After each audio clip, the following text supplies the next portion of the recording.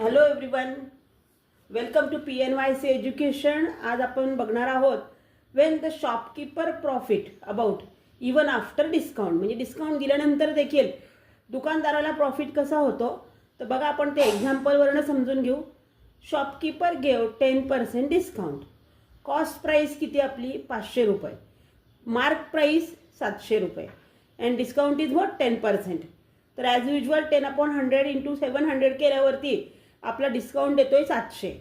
Selling price काढायचा formula काय आपला, मार्क प्राईसमधनं आपण डिस्काउंट लेस केले. 700 मायनस 70 म्हणजे काय आलं, ₹630 इज युअर सेलिंग प्राईस. तर आपल्याला प्रॉफिट काय झाला, तो selling price minus cost price हा आपला फॉर्म्युला आहे, जो आपण अगोदरच्या रीलमध्ये पाहिला होता.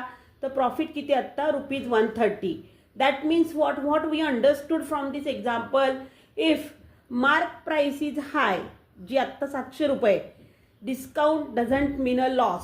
Okay, so in this way we can find that after giving a discount, shopkeeper are still in profit. So in this way we will solve other examples about discount. Till then, stay tuned. Thank you.